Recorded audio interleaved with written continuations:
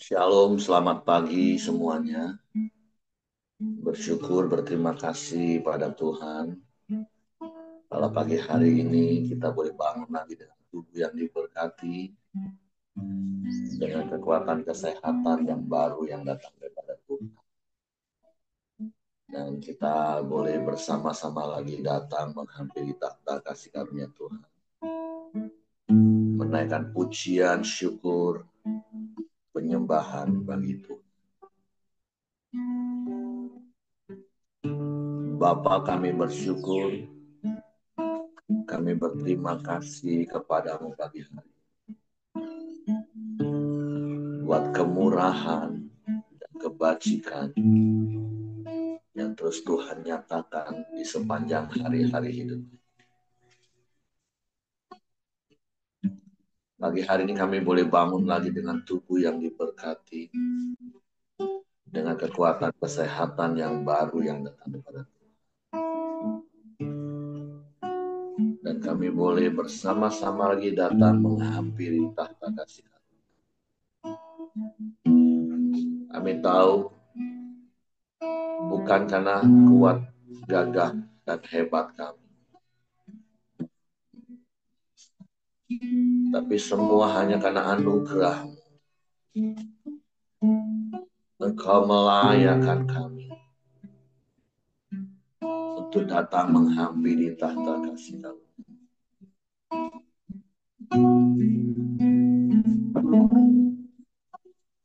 Masuk ruang Maha Kudus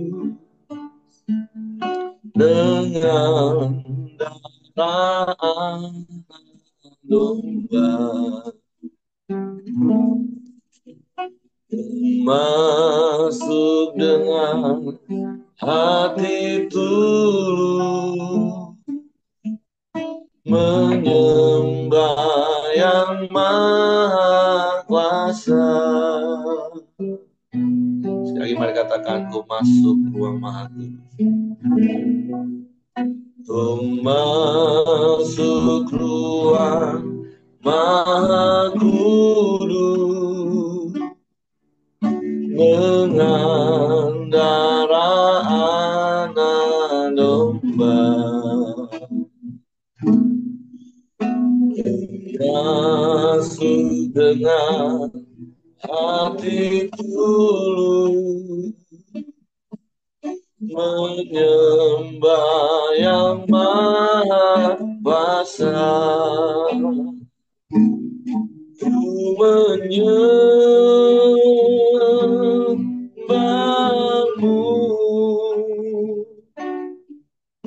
ku sembahmu,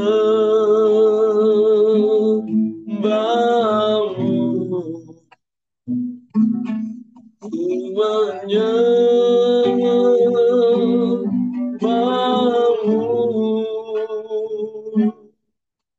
ku sembahmu,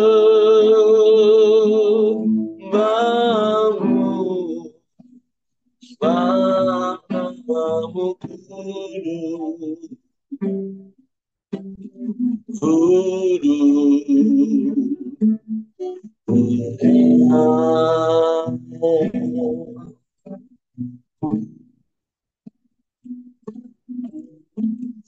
masuk ruang Maha Kudus dengan darah anak domba.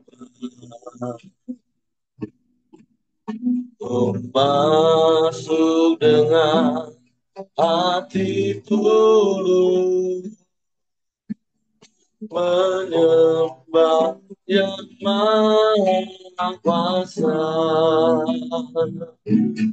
Ku menyembahmu,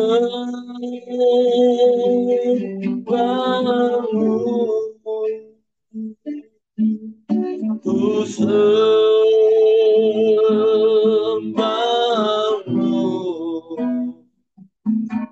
ku menyembahmu,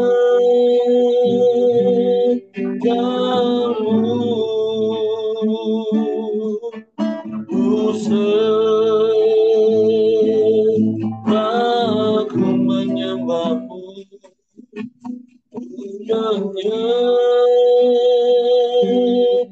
menyembahmu, amin. Ku sembah, ku menyembahmu, ku menyembahmu, ku sembahmu,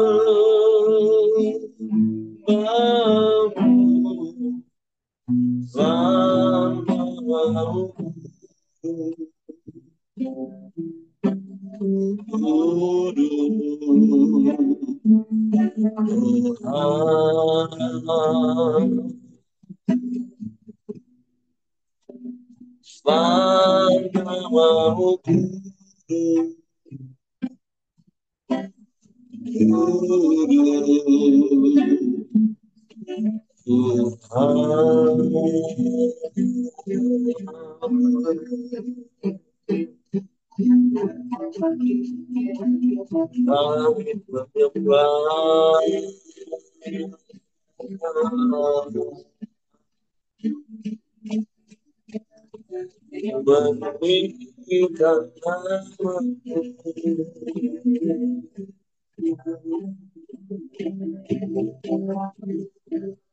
Kami bersyukur, kami bersyukur,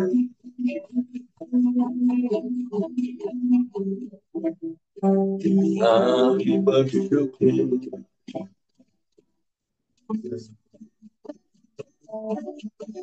kami bersyukur.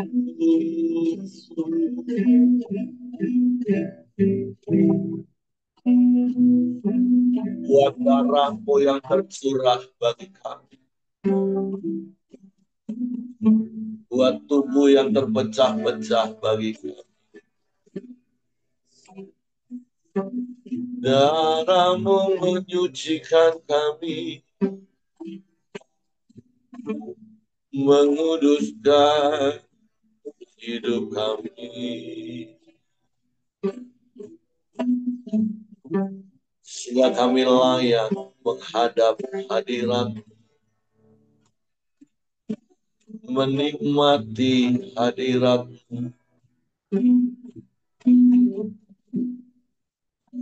Kami bersyukur, kami bersyukur.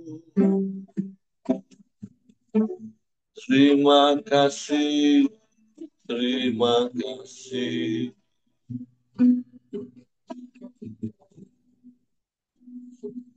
Terpujilah namamu, Yesus, Yesus Tuhan.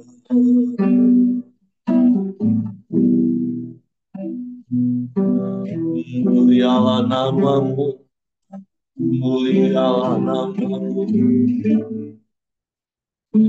Ajaib, ajaib Engkau.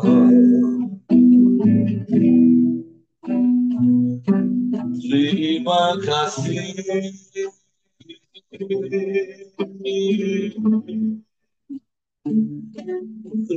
terima kasih.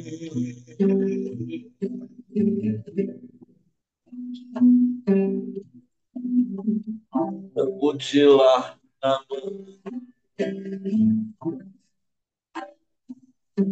terpujilah namamu, Yesus Tuhan.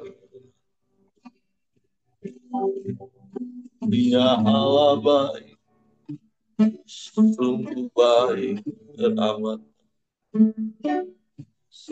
Tiada yang sepertimu, tiada yang lain. Hanya Engkau,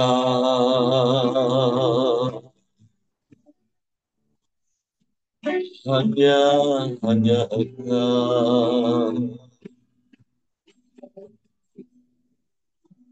yang layak dipuji,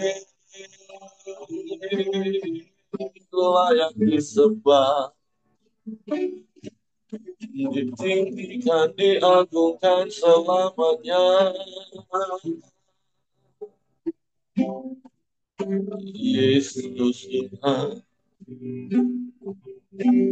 Yesus Tuhan mulia.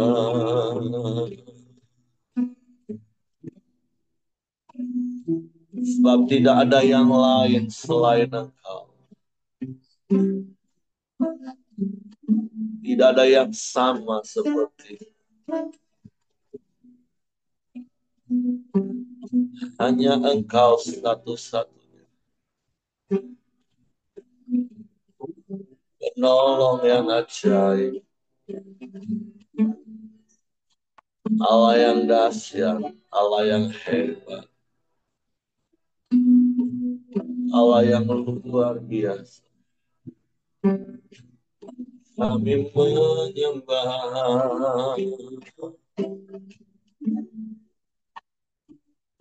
kami menyembah.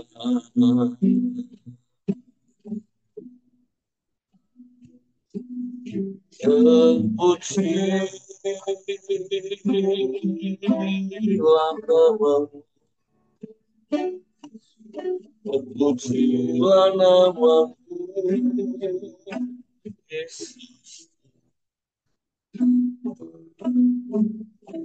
Ajaib, ajaib, ajaib Tuhan.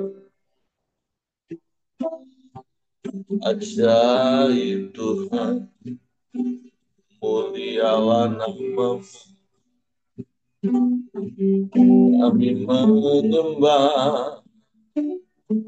Kami menyembah. Kami memuji. Meninggikan namamu. Yesus. Yesus. Tuhan,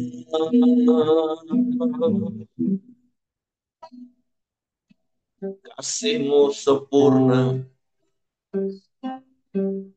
kasih-Mu ajaib bagi kami. Kasih setia-Mu selalu baru setiap pagi. Kemurahan dan kebajikan-Mu belaka yang mengikuti kami di sepanjang umur hidup kami. Sungguh kami bersyukur, kami bangga punya Bapa yang seperti itu. Engkau yang menggembalakan hidup kami. Engkau yang menuntun langkah kaki kami. Sebab itu kami tak takut, kami tak gentar menjalani hari-hari. Sebab kami tak sendirian. Ada Engkau Tuhan yang setia, yang tak pernah ingkar janji, selalu menepati semua janji-janji-Mu. Kami bersyukur, kami bersyukur. Terpujilah namamu.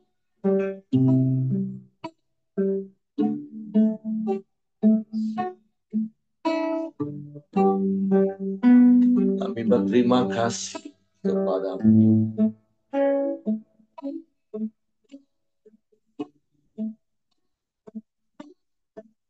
Sebab Engkau Tuhan yang setia, yang menggembalakan hidup kami. Kami mau terus tinggal di dalam-Mu, menikmati kasih-Mu.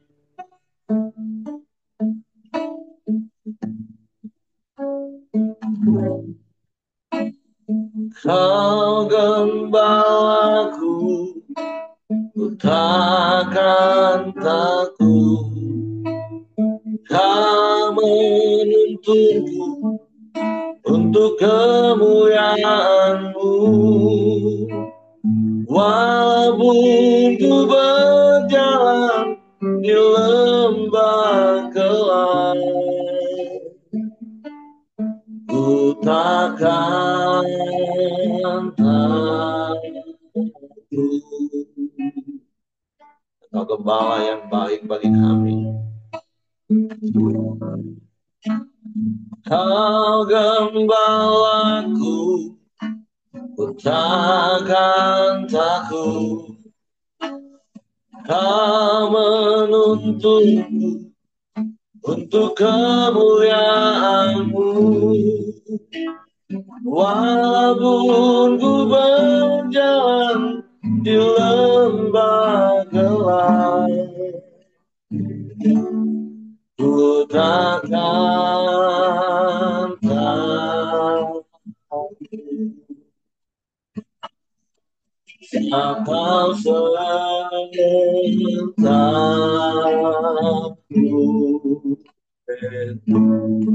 dalam-Mu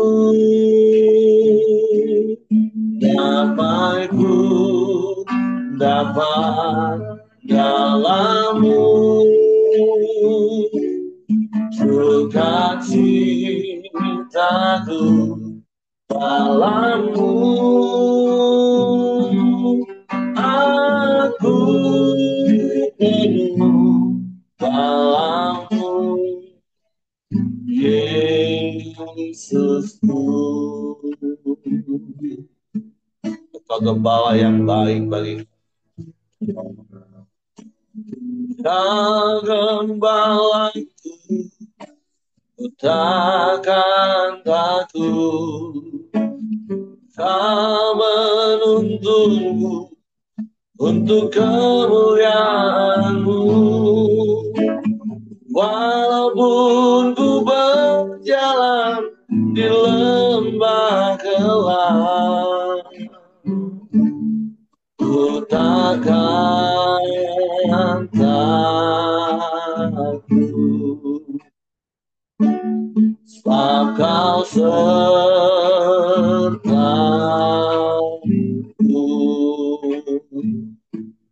dalam-Mu damai-Ku dapat, dalam-Mu sukacitaku, dalam-Mu aku penuh, dalam-Mu Yesusku. Dalam-Mu damai-Ku dapat, dalam-Mu sukacitaku, dalam-Mu aku penuh, dalam-Mu Yesusku. Dalam-Mu Yesusku. Dalam-Mu Yesusku.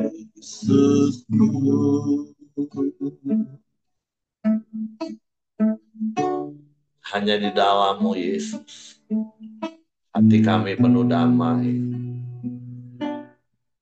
hati kami penuh dengan ketentraman dan tenang. Sebab Engkau gembala yang baik, yang tidak pernah meninggalkan dan membiarkan kami. Dengan kasih-Mu yang sempurna, Engkau memelihara hidup kami. Engkau menuntun langkah kaki kami, sehingga kami tidak menyimpang ke kanan dan ke kiri, tapi kami terus berjalan di dalam jalan-jalan. Terima kasih Tuhan. Untuk pagi hari ini kami siapkan hati kami lagi untuk firman. Roh Kudus, tolong kami untuk mengerti dan memahami firman, sehingga kami percaya firman dan kami melakukannya dalam hidup. dalam nama Yesus kami sambut firman. Haleluya. Amin. Oke, silakan Pak Yosia.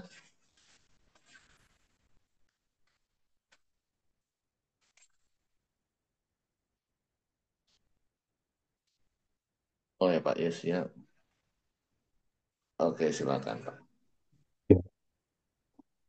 Salam Bapak Ibu. Kalau Eh, Pagi hari ini kita eh, masuk kepada Markus pasalnya yang ke-11 ya. Eh, jadi Markus pasal 11 ini masih lanjutan dari pasal yang ke-10 ya, mengenai eh, persiapan apa yang harus Tuhan Yesus lakukan menjelang hari-hari terakhir dalam pelayanannya ya. Saya bacakan dari Markus pasal 11, Yesus masuk ke Yerusalem. Ketika Yesus dan murid-muridnya telah dekat Yerusalem, dekat Betfage dan Betania yang terletak di Bukit Zaitun, yang menyuruh dua orang muridnya dengan pesan, pergilah ke kampung yang di depanmu itu, dan pada waktu kamu masuk ke situ, kamu akan segera menemukan seekor keledai muda tertambat yang belum pernah ditunggangi orang. Lepaskanlah keledai itu dan bawalah kemari. Dan jika ada orang yang berkata kepadamu, mengapa kamu berbuat demikian? Jawablah, Tuhan memerlukannya, dan ia segera mengem- dan ia akan segera mengembalikannya ke sini kembali. Mereka pun pergi dan menemukan seorang keledai muda tertambat di depan pintu di luar di jalan. Lalu mereka melepaskannya. Dan beberapa orang ada di situ berkata kepada mereka, apa maksudnya kamu melepaskan keledai itu?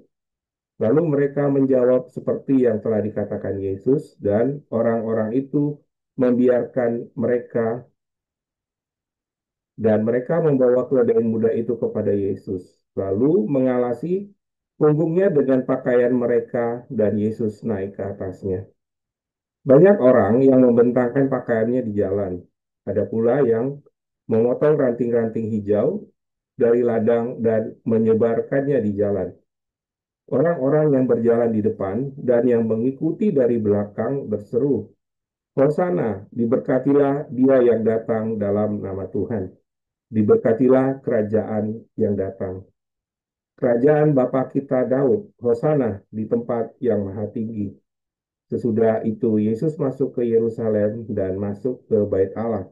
Di situ ia meninjau semua hal, tetapi karena hari sudah hampir malam, ia keluar ke Betania berseru bersama ke-12 muridnya. Ya, perikop ini kita tahu bahwa Tuhan Yesus melayani selama 3,5 tahun, ya. Jadi selama 2 tahun lebih pelayanan Tuhan Yesus itu dilakukan di sekitar Galilea, dan di sini eh, kalau kita baca perikop ini sebenarnya sudah 2/3 dari pelayanan yang Tuhan Yesus lakukan ya, meski udah 2 tahun lebih. Dan sebenarnya kalau perikop ini itu lebih fokus kepada 1 minggu sebelum peristiwa Tuhan Yesus disalibkan ya dan mati gitu ya. Nah, ini juga sebenarnya kalau kita baca eh, dulu di akhir-akhir apa, eh, perjanjian lama, ini sebenarnya ini untuk menggenapi dari kitab Zakaria ya. Ya kalau kita lihat di Zakaria pasal 9 ayat 9 tentang raja yang akan datang, yaitu raja yang rendah hati. Ya, dia tidak datang dengan menggunakan kuda perang, tetapi dia datang dengan menggunakan seekor keledai yang belum pernah digunakan di sini dikatakannya.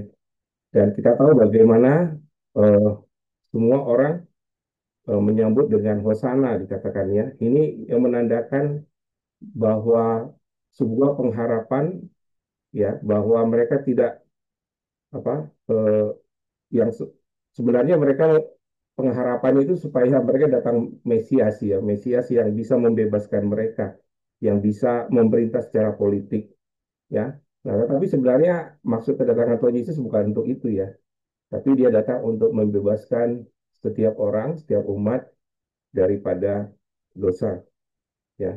Jadi eh, kita tahu juga eh, ketika Tuhan Yesus masuk ke Yerusalem, dia udah 3 kali ya sebenarnya selama pelayanannya di Galilea, karena ini kan menjelang masa Paskah ya. Jadi selama 3 tahun masa pelayanan Tuhan Yesus, dia selalu merayakan Paskah di Yerusalem, dan ini adalah kali ketiganya ya dia balik ke Yerusalem, dan dia sepertinya memang tidak balik lagi ke Galilea, tapi untuk menyerahkan nyawanya ya. Terus berikut-berikutnya di pasal yang di ayat yang ke-12 itu mengenai Tuhan Yesus mengutuk pohon ara. Ayat 12, keesokan harinya sesudah mereka keluar dari Betania, Yesus merasa lapar, dan dari jauh ia melihat pohon ara yang sudah berdaun. Ia mendekatinya untuk melihat kalau-kalau ia mendapat sesuatu dari pohon itu. Tetapi waktu ia sampai di situ, ia tidak mendapat apa-apa selain daun-daun saja, sebab memang bukan musim ara. Maka katanya kepada pohon itu, jangan lagi seorang pun makan buahmu selama-lamanya. Murid-muridnya pun mendengar dengan jelas di situ ya. Di ayat 15 itu mengenai Tuhan Yesus menyucikan bait Allah. Ayat 15, lalu tibalah mereka di Yerusalem. Sesudah masuk ke bait Allah, mulailah Yesus mengusir semua orang yang berjual beli di situ. Ia membalikkan meja-meja, menukar uang, dan bangku-bangku pedagang merpati. Dan ia tidak memperbolehkan orang membawa barang melintasi bait Allah. Lalu ia mengajar mereka, katanya, bukankah ada tertulis, rumahku akan disebut rumah doa bagi segala bangsa. Tetapi kamu telah menjadikannya seperti sarang penyamun. Imam-imam kepala dan ahli-ahli Taurat mendengar hal itu dan berusaha bagaimana mereka dapat membunuh dia, sebab mereka takut kepadanya, karena seluruh orang banyak takjub mendengar pengajarannya. Menjelang malam mereka keluar dari kota itu. Ya, ini ada 2 hal ya. Yang pertama, eh, Tuhan Yesus mengutuk pohon ara, ya. Terus yang kedua itu bagaimana Tuhan Yesus membersihkan bait Allah. Kita lihat kalau bagaimana cara penulisan dari eh, Rasul Markus ya, yang sedikit agak berbeda ya. Sepertinya kenapa kok setelah Tuhan Yesus dielu-elukan gitu ya, masuk ke Yerusalem, kok ada kisah tentang eh, kutuk terhadap pohon ara dan dia membersihkan bait Allah. Nah, sebenarnya apa hubungan dan kaitannya? Ya memang sekilas cerita tentang pohon ara ini agak aneh ya dalam Injil ya, karena seperti tidak tidak sesuai dengan sikap Tuhan Yesus, sifat Tuhan Yesus ya. Ya kenapa kok melintas tiba-tiba mengutuk pohon ara ya? Karena tidak menghasilkan buah. Dan jelas sekali murid-murid mendengar perkataan Tuhan Yesus, dan mereka juga tahu ya, lagi pula kan memang waktu itu bukan saatnya berbuah gitu loh. Ya nggak mungkin juga kan ya, kok bukan musim buah, ngarapin buah terus dikutuk gitu ya. Jadi sepertinya memang eh, seperti hal yang tidak masuk akal dan agak sukar dipahami gitu ya. Dan saya baca beberapa buku, kadang perikop ayat ini kadang membuat orang menjadi menjadi ateis gitu loh. Kok tiba-tiba Tuhan Yesus mengutuk mengutuk pohon ara ini, ya ada apa dengan di situ ya. Nah, tapi kalau kita memahami ya, kalau kita bisa menguraikan cerita aneh ini ya, kita perlu memahami latar belakangnya ya. Eh, jadi pohon ara itu sebenarnya kalau dalam tradisi orang Yahudi dalam Perjanjian Lama itu adalah gambaran untuk orang Israel dalam Perjanjian Lama, ya. Itu kita bisa lihat di Hosea pasal 9 ayat ke-10, ya. Dikatakan eh, seperti buah anggur di padang gurun, aku mendapati Israel dahulu seperti buah sulung. Sebagai hasil pertama dari pohon ara, aku melihat nenek moyangku. Tetapi mereka itu telah pergi kepada Baal Peor, ya. Baal itu maksudnya dewa, dewanya Peor, ya, yang telah membuktikan diri kepada dewa keaiban sehingga mereka menjadi kejijikan. Sama seperti apa yang mereka cintai. Jadi sebenarnya ini mengkontraskan hubungan, ya, Allah dengan umat Israel yang dikontraskan dengan apa? Kita tahu kehidupan Hosea dengan istrinya itu kan apa? Bagaimana Hosea diberitakan Tuhan untuk mengambil istri seorang pelacur, ya. Jadi ini sebenarnya gambaran tentang bagaimana hubungan Allah dengan umat Israel. Istri yang tidak setia, yang berkali-kali mengkhianati, begitu ya. Nah, sama sebenarnya dengan hubungan antara Allah, ya, yang mengasihi bangsa pilihannya, tetapi bagaimana bangsa pilihannya itu berkali-kali mengkhianati, ya. Jadi kenapa eh, Tuhan Yesus itu sampai mengutuk pohon ara? Jadi ini melambangkan seperti ungkapan amarah, ya, kepada bangsa Israel, di mana Tuhan Yesus mengutuk Israel, padahal eh, orang-orang yang ada di sekitar situ kan baru saja menyambut Tuhan Yesus dengan meriah, ya, mereka berteriak Hosana Hosana.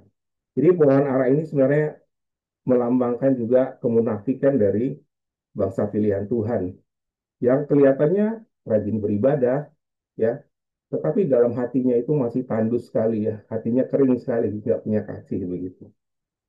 Nah, kita tahu bagaimana, ya, Tuhan Yesus itu sangat keras menentang kemunafikan, ya, tapi memang nggak semua orang Yahudi, ya. Artinya ini penekanannya kepada para ahli Taurat dan orang Farisi. Ya, Tuhan Yesus menyebut mereka ini seperti di Perjanjian Lama, mereka seperti kubur yang dicat putih, ya, indah di luar, tetapi dalamnya penuh tulang belulang. Mereka yang tampaknya kelihatannya saleh, tetapi tanpa buah rohani sejati, ya. Nah, tujuan ini paling sering ditujukan buat kita sebenarnya apa, ya? Ini sebenarnya introspeksi juga buat kita, ya. Ini bisa ditujukan kepada gereja, ya, pada kita orang percaya. Dikatakan memang gereja itu penuh dengan orang-orang yang berdosa, itu menggenapi dengan firman Tuhan. Artinya Tuhan datang untuk menebus orang berdosa. Tapi ada orang yang memang nggak ada harapan untuk ditebus, gitu ya. Kenapa? Eh, ini maksudnya adalah di gereja itu kan ada juga tipe orang yang munafik, ya. Jadi adalah benar bahwa gereja memang penuh dengan orang berdosa dan keanggotaan gereja itu memang menyadarkan kita bahwa kita orang berdosa, tapi tidak semua orang berdosa itu tadi saya bilang itu munafik, gitu ya. Kemunafikan adalah ketika seseorang, ya, berpura-pura saleh atau dia menyangka dia tidak berdosa, bukan sekedar karena masih bergumul dengan dosa. Jadi setiap orang sebenarnya, ya, di dalam gereja itu kan orang yang secara bertahap bertumbuh secara rohani, ya, tapi berbeda, nggak sama. Maka kita sebagai gereja, ya, kita harus penuh kasih, penuh sabar, dan penuh dengan kerendahan hati, ya. Jadi ini sama juga dengan perumpamaan yang mengatakan satu pengemis memberitahukan pengemis lain di mana mereka menemukan roti. Ya, jadi keselamatan itu sebenarnya adalah untuk semua orang. Kita yang sudah selamat kita harus membagikannya, ya. Jangan jangan kita kalah dengan seorang pengemis yang membagikan informasi di mana ada makanan, ya. Nah, terus yang kedua itu mengenai pembersihan bait Allah, ya. Nah, ketika Tuhan Yesus masuk ke bait Allah dan mengusir para pedagang serta penukar uang, di situ dikatakannya Tuhan Yesus mengungkapkan kemarah apa perasaan murkanya terhadap apa, ya, terhadap kemunafikan. Sekali lagi, ya, dua kali Tuhan Yesus menekankan di sini, yaitu bait Allah yang selayaknya itu semestinya seharusnya menjadi rumah doa bagi segala bangsa. Ya, kalau kita kutip juga di Yesaya 56 ayat 7, ya, eh, justru mereka menjadikan bait Allah itu menjadi tempat yang komersil, ya, tempat transaksi dagang berdagang gitu ya. Nah, jadi sekali lagi Tuhan Yesus menegaskan bahwa rumah Tuhan itu seharusnya ya menjadi rumah doa, ya, menjadi rumah peribadatan bagi segala bangsa, ya. Nah, di Yesaya ini kan memang eh, apa ya, kitab dimulainya misi ya, artinya sebelum-sebelumnya bahwa kabar baik itu, keselamatan itu hanya untuk orang-orang Yahudi, tapi di kitab Yesaya ini dikatakan bahwa eh, di di Yesaya 56 ayat ke-7 dikatakan mereka akan membawa ke gunung-gunung yang kudus, memberikan kesukaan di rumah doaku, aku akan berkenan kepada korban-korban bakaran dan korban-korban sembelihan mereka yang dipersembahkan di atas mezbahku, sebab rumahku itu disebut rumah doa bagi segala bangsa. Ya, jadi sekali lagi dalam pikiran orang Yahudi itu bahwa pengharapan mereka bahwa Mesias Yahudi yang datang itu menurut pemikiran mereka untuk membersihkan bait Allah, caranya dengan membersihkan orang-orang yang bukan orang Yahudi gitu ya. Jadi itu pengharapan mereka. Nah, tetapi kan lain. Tuhan Yesus justru dia membersihkan bait Allah supaya apa? Supaya bangsa-bangsa lain datang untuk juga beribadah di sana, ya. Jadi pada saat itu kan memang di pelataran bangsa-bangsa itu bukan hanya orang Yahudi, bukan hanya orang yang percaya kepada Yudaisme yang datang, tapi ada orang-orang dari Afrika, dari segala bangsa datang ke sana. Mereka mendengar tentang Allahnya orang Yahudi, mereka datang dengan apa? Mereka membeli korban persembahan, tapi justru diperdagangkan. Artinya gini, ketika mereka untuk orang Yahudi misalkan satu kambing 1 juta. Nah, untuk orang-orang yang Yahudi mereka perdagangkan menjadi 3 kali lipat lebih mahal gitu ya. Jadi seolah-olah mereka berpikir ya kalau kamu selamat bayar lebih mahal.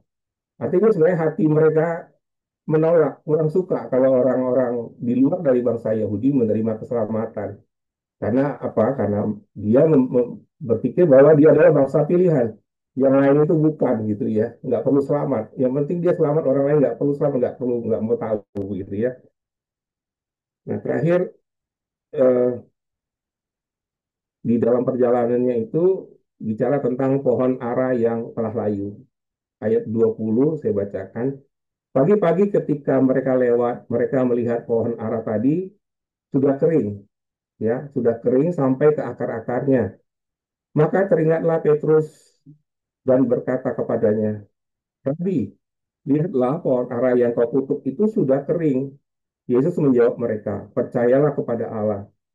Aku berkata kepadamu, sesungguhnya barang siapa berkata kepada gunung ini, beranjaklah dan tercampaklah ke dalam laut, asal tidak bimbang hatinya, tetapi percaya bahwa apa yang dikatakan itu akan terjadi, maka hal itu akan terjadi baginya. Karena itu aku berkata kepadamu, apa saja yang kamu minta dan doakan, percayalah bahwa kamu telah menerimanya, maka hal itu akan diberikan kepadamu. Dan jika kamu berdiri untuk berdoa, ampunilah dahulu sekiranya ada barang sesuatu dalam hatimu terhadap seseorang, supaya juga Bapamu yang di surga mengampuni kesalahan-kesalahanmu. Tetapi jikalau kamu tidak mengampuni, maka Bapamu yang di surga tidak akan mengampuni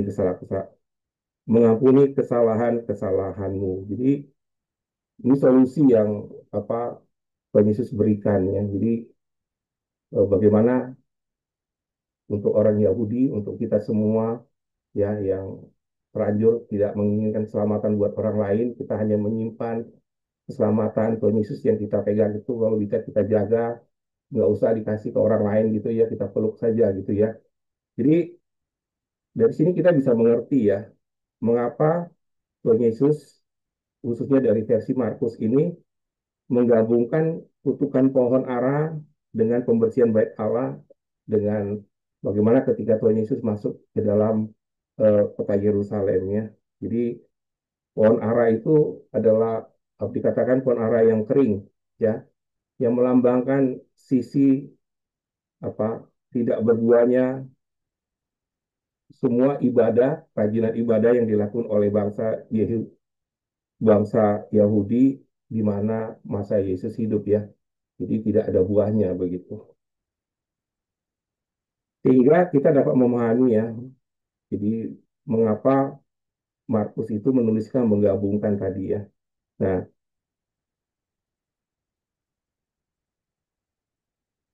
di sini juga Tuhan Yesus menutup bahwa eh,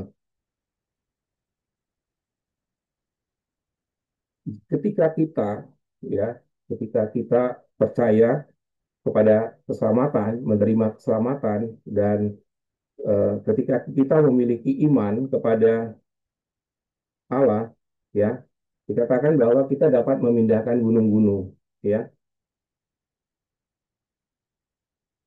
Jadi di sini dikatakan Yesus mengatakan bahwa berkat iman, berkat ya. Jadi berkat itu sebenarnya upah dari iman dan doa kita ya umatnya ini membuat kita bisa melakukan hal-hal yang tampaknya mustahil ya.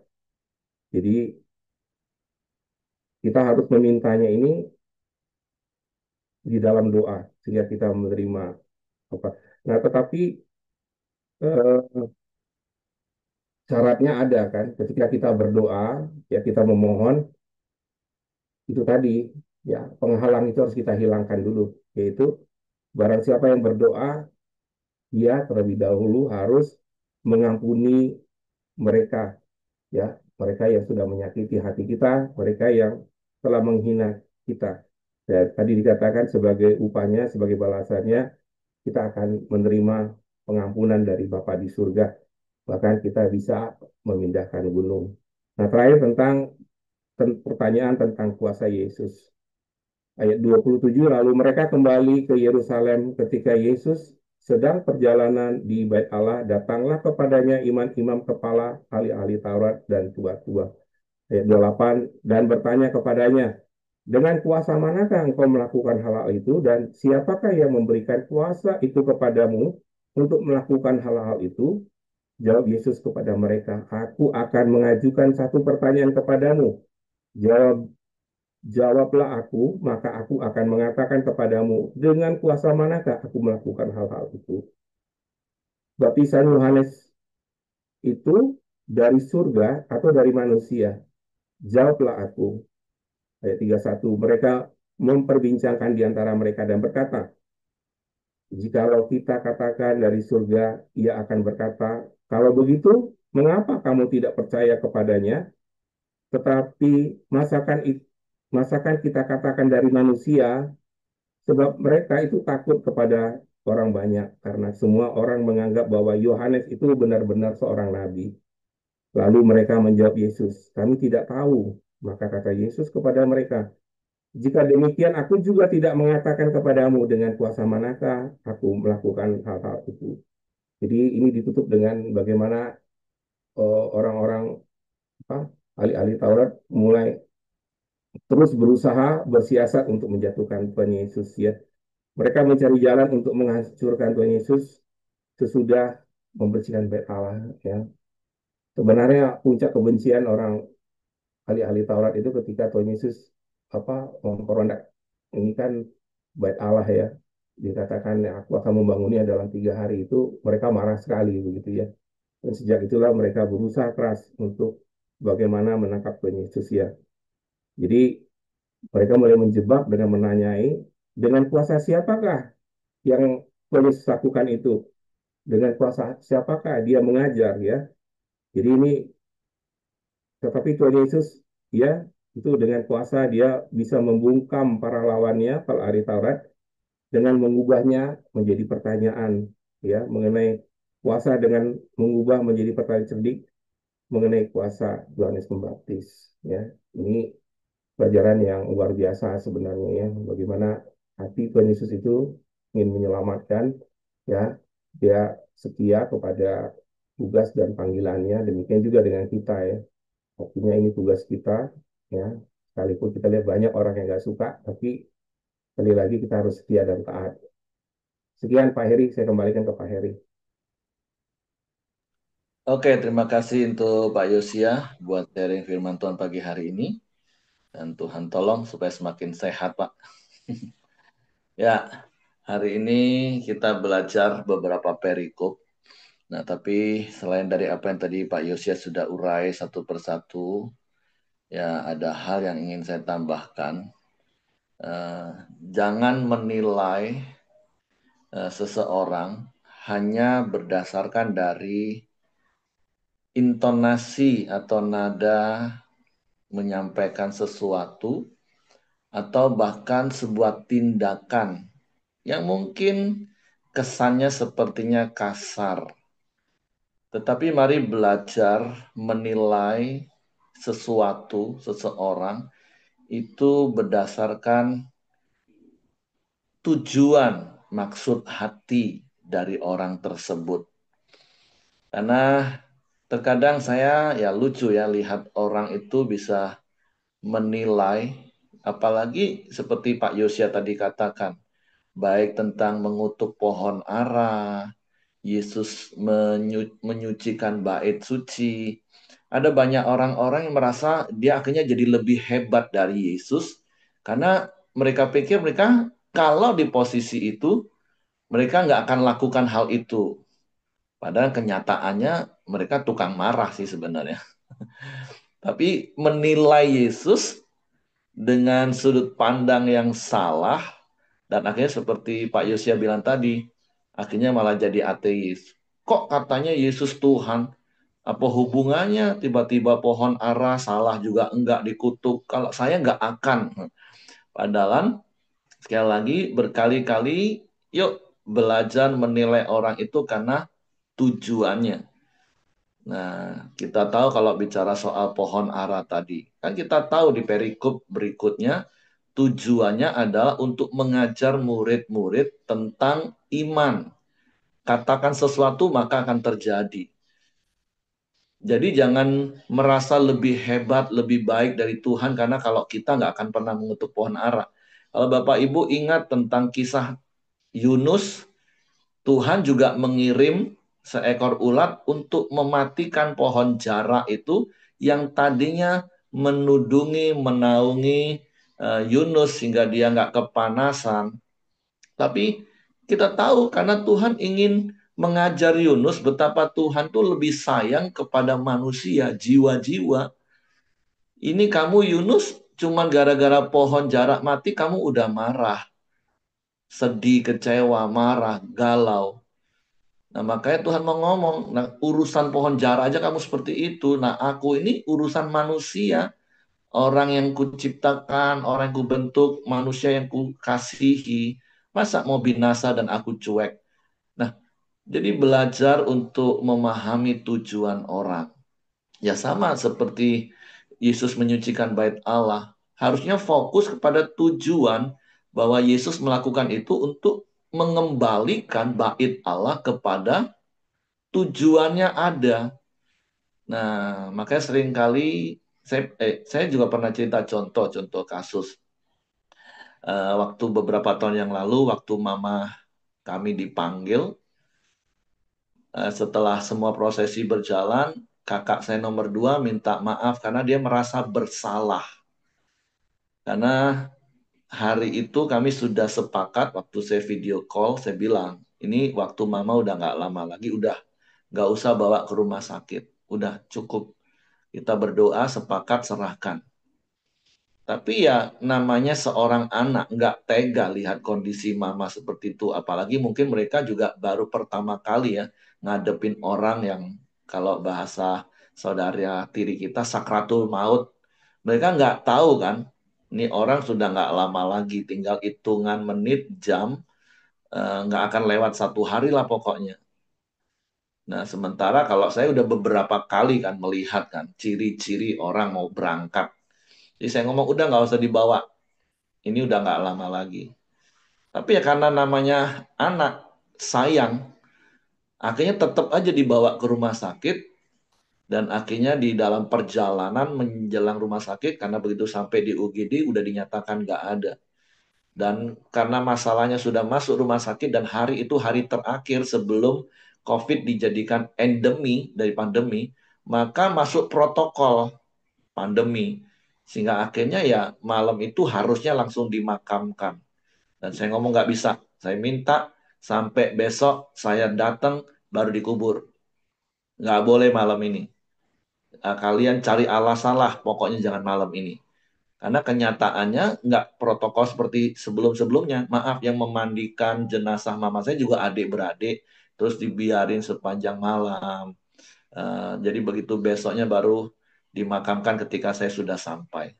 Nah setelah peristiwa itu kakak saya merasa bersalah dan dia nyesel. Dan saya bilang, enggak, kamu enggak salah.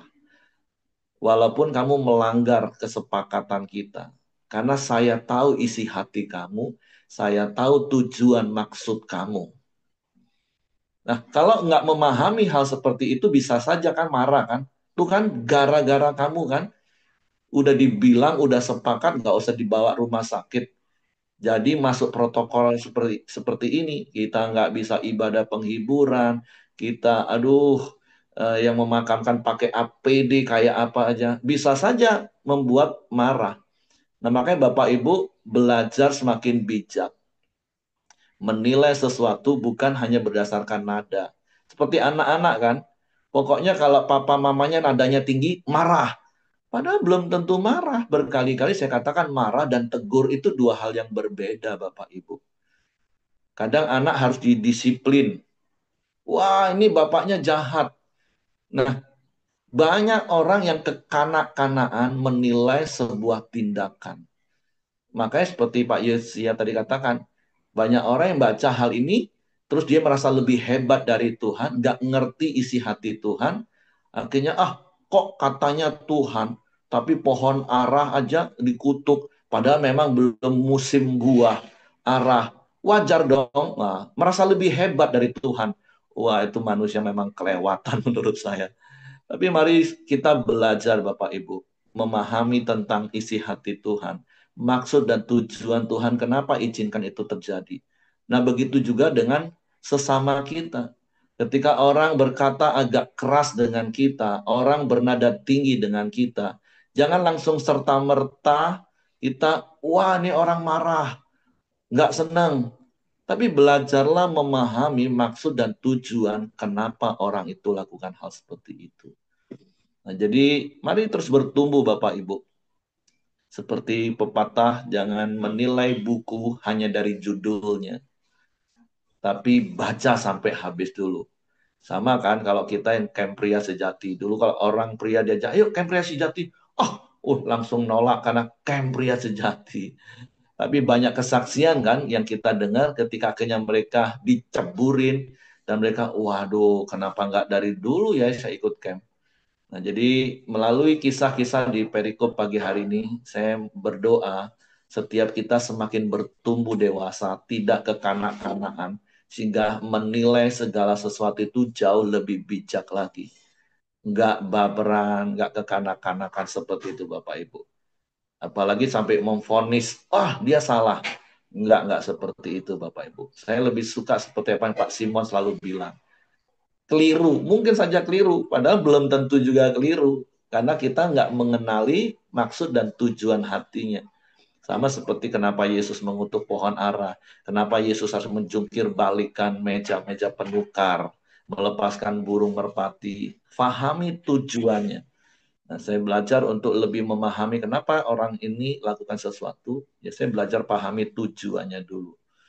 Makanya kalau di parenting itu ada the power of question, kuasa pertanyaan. Jadi kita tidak langsung menghakimi anak-anak kita, tapi kita ajak ngobrol kenapa kamu lakukan itu. Karena terkadang kan kita nggak ngerti maksud dan tujuannya sebelum didiskusikan. Jadi mari Bapak Ibu, komunikasi itu dasar kehidupan. Jadi ada apa-apa komunikasikan. Karena kita nggak tahu isi hati dan maksud dan tujuan orang. Jadi mari komunikasikan segala sesuatu, apalagi suami istri, nggak boleh pakai asumsi. Harus komunikasi. Kan di Cambrian kita diajar dari asumsi kita meningkat kepada kebenaran melalui ngobrol. Nah, di atasnya lagi dengan hikmat Tuhan. Sehingga hidup kita aman, Bapak Ibu. Oke, itu saja yang saya tambahkan. Terima kasih. Kita akan masuk dalam doa. Koacin yang berdoa ya.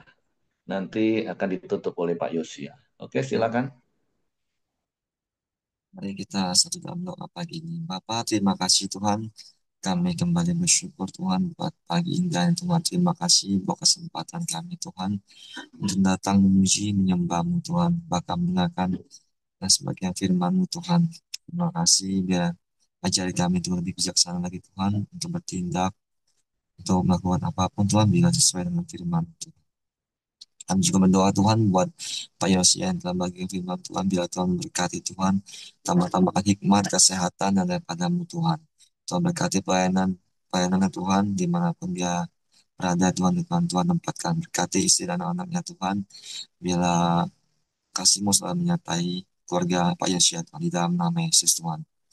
Dan juga Bapak kami juga berdoa Tuhan buat Pak Ongko ya Tuhan, bila Tuhan berkati juga Tuhan untuk memberikan kesehatan Tuhan di hari-hari Tuhan ya Tuhan. Biar damai sejahtera-Mu dan sukacita-Mu menyertai hatinya Tuhan. Dan juga Bapa kami berdoa Tuhan buat Ibu Dorcas ya Tuhan. Bila Tuhan juga memberkati Tuhan, Tuhan juga berikan pemulihan Tuhan, kesehatan pada dia Tuhan, berikan kekuatan Tuhan saat dia melakukan kemo Tuhan. Terima kasih Tuhan.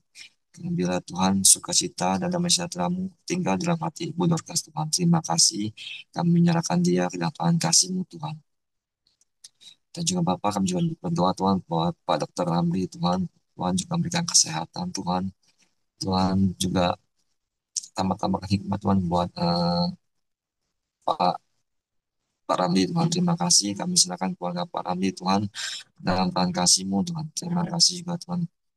Kami juga berdoa Tuhan membuat bangsa Indonesia Tuhan. Kami melepaskan berkat buat bangsa Indonesia Tuhan.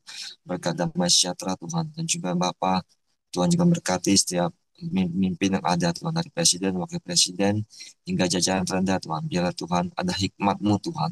Roh takut akan Tuhan Tuhan dalam memimpin bangsa Indonesia Tuhan. Terima kasih Tuhan, kami serahkan negara Indonesia ini ke dalam tangan pimpinan-Mu Tuhan. Sehingga boleh selalu damai Tuhan, aman dan tentram Tuhan. Terima kasih Bapa. Mari kita masuk dalam doa Bapa kami. Bapa kami di surga, dikuduskan namamu, datanglah kerajaan-Mu, jadilah kehendak-Mu di bumi seperti di surga. Berikanlah kami pada hari ini makanan kami yang secukupnya, dan ampunilah kami akan kesalahan kami, seperti kami juga mengampuni orang yang bersalah pada kami. Dan janganlah membawa kami dalam pencobaan, tetapi lepaskan kami dari jahat, karena Engkau yang punya kerajaan, kuasa, dan kemuliaan sampai selama-lamanya. Amin. Sekali lagi Bapak kami bersyukur, kami berterima kasih, biarlah kami boleh dididik eh, dengan takut akan Tuhan. Kami tidak melihat mengapa terjadi dalam hidup kami, tetapi kami harus mengerti apa yang menjadi tujuan Tuhan di dalam hidup kami. Terima kasih Bapak untuk hari ini. Berkati semua kami yang ada di sini di ruang Zoom kami. Berkati pekerjaan kami, berkati keluarga kami, berkati setiap pelayanan kami ya Bapak. Kiranya kasih karunia, berkat dari Tuhan, dari Allah Bapa, dari Anak dan Roh Kudus. Di dalam nama Tuhan Yesus kami berdoa, kami mengucap syukur. Amin. Oke, semangat pagi, selamat beraktivitas. Tuhan Yesus memberkati kita semua.